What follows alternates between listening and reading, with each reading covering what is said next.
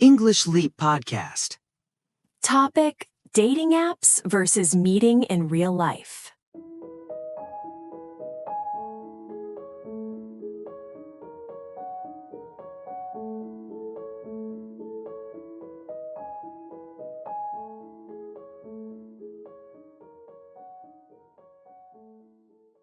You know, Chloe, I was watching this old movie last night, Serendipity. Have you seen it?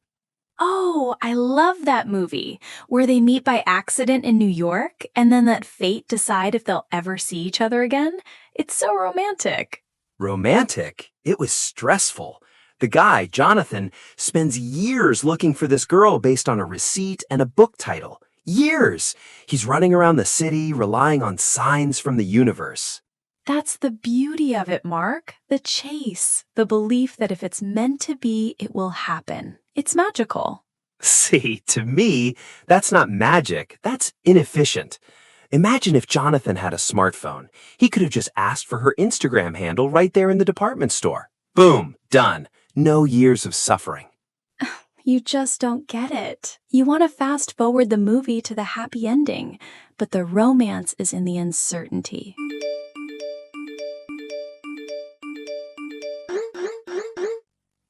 Well, I prefer certainty and efficiency, which brings us to today's topic. Hello, everyone. Welcome back to the English Leap Podcast. I'm Mark, the guy who prefers algorithms over destiny. And I'm Chloe, the one who still believes in serendipity. Today, we are debating the ultimate modern question: dating apps versus meeting in real life. Specifically, we're asking, is it better to actively search for love with technology, or should you wait for the universe to introduce you? I'm clearly on team real world. I want the eye contact, the awkward bumps, the story. And I'm on team apps, because unlike the guy in that movie, I don't have 10 years to wander around New York hoping to bump into a girl. Fair enough, but throughout this episode, I'm going to try to convince you that swiping left and right is killing the magic of human connection. And I'll try to convince you that technology actually saves romance by helping you find it faster. Also, our expert Crystal is here to help us with the slang, because apparently dating has its own language now. Let's get into it. And Mark, please tell me you didn't swipe right on anyone while telling that story. I plead the fifth. Let's start the debate. Mark, seriously? Can you put the phone down for 2 minutes? We are recording a podcast. Sorry. I just got a notification. It's a match, Chloe. A match. She likes hiking and tacos. That's like 90% of my personality right there. Romance is truly dead. Hello, everyone, and welcome back to the English Leap Podcast. I'm Chloe. And I'm Mark. And today we are diving into the messy, complicated world of modern dating.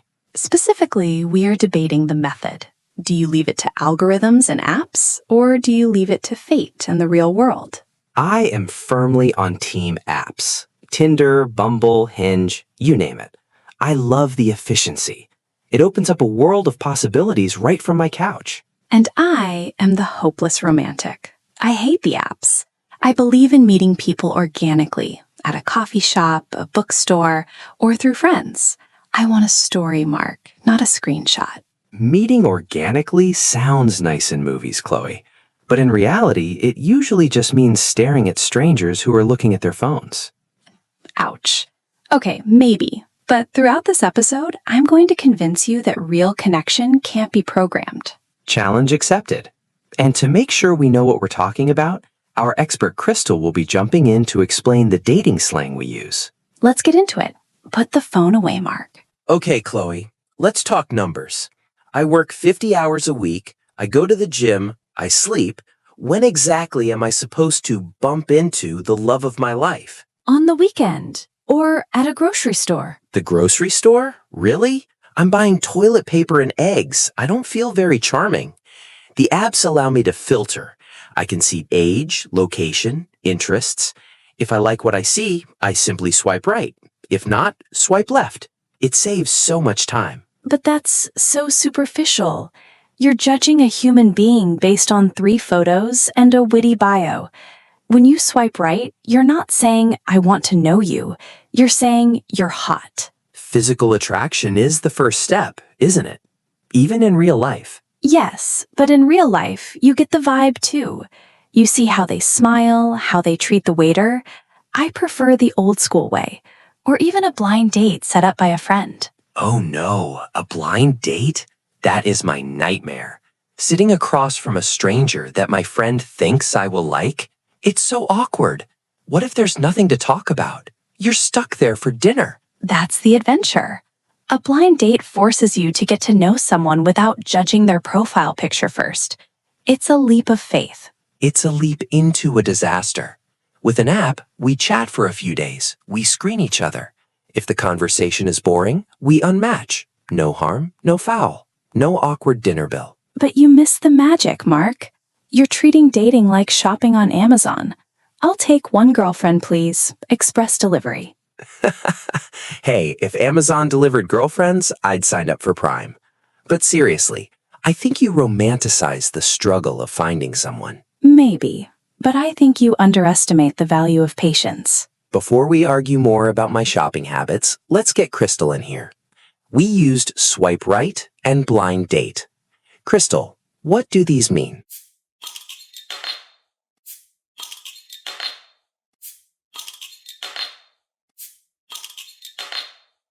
Hello, lovebirds. Just kidding. Hello, everyone. Let's define these dating terms. 1. Swipe right.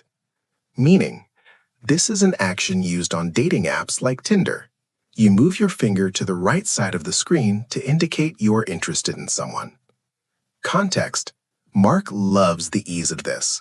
If both people swipe right, it's a match, and they can start talking. Example. He was cute, so I decided to swipe right immediately. 2. Blind date.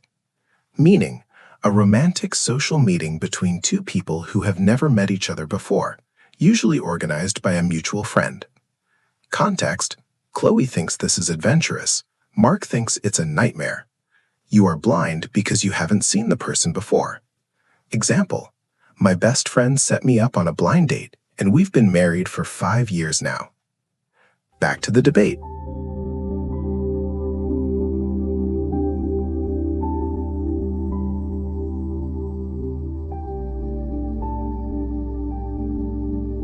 Thanks, Crystal. Okay, Mark, let's talk about the dark side of your apps.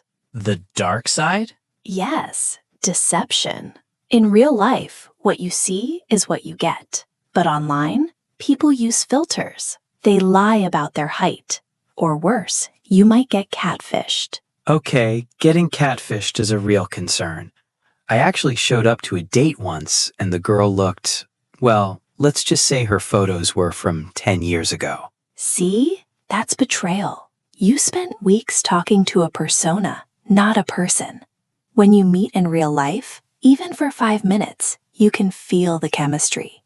You know instantly if there is a spark. Chemistry is important, I agree.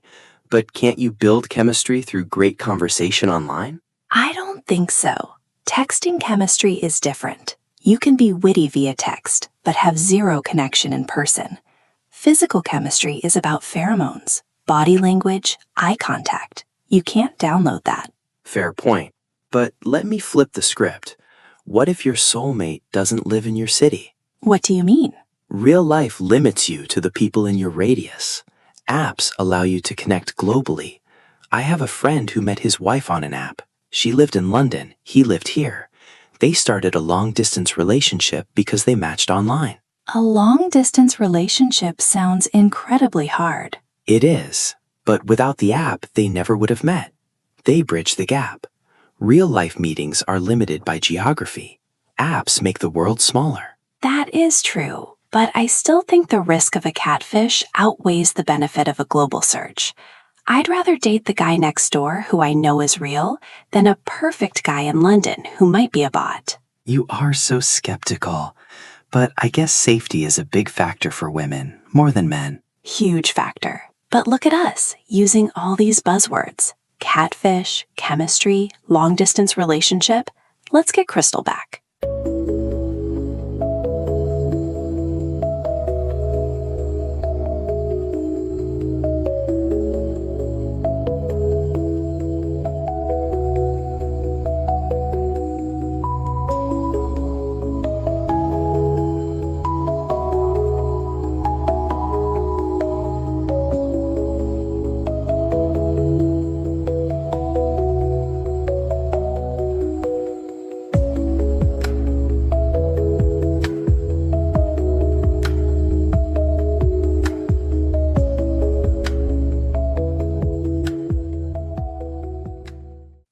plot thickens. Let's look at these 3 essential terms for modern romance.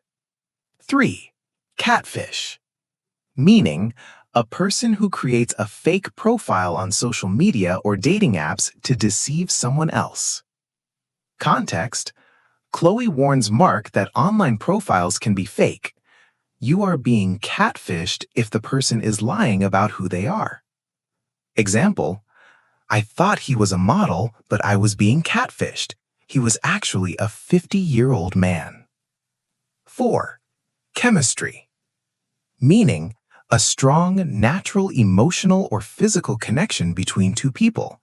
The spark. Context: Chloe believes you can only feel real chemistry face-to-face, not through a screen. Example: they had amazing chemistry on their first date and talked for hours. 5. Long-distance relationship, LDR. Meaning, a romantic relationship between 2 people who live far apart and cannot see each other often. Context: Mark argues that apps help people find love even if it results in a long-distance relationship.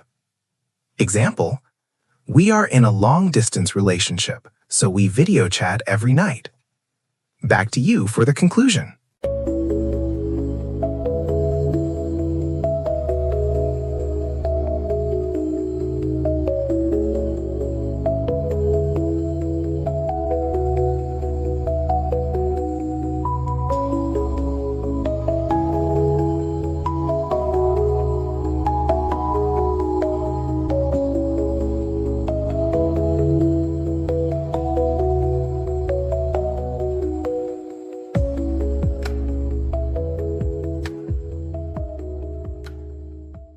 So, Chloe, after defending the apps for 10 minutes, I have a confession.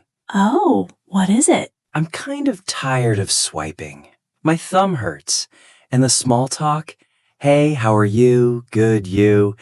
It gets repetitive. It feels like a job interview. Aha! I knew it. It drains your soul, doesn't it? A little bit. I miss just talking without an agenda. And I have a confession too. Meeting people in real life is hard. Everyone is busy. And honestly, going on a blind date is terrifying. I've had some terrible ones. So what's the solution? Maybe balance. Use the apps as a tool, not a crutch. Use them to get the date, but then get offline as fast as possible. Don't text for weeks. Meet for coffee. Check the chemistry.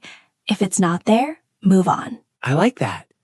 Digital introduction, analog connection. Exactly. And please, verify their photos so you don't get catfished. Deal. I'll be careful.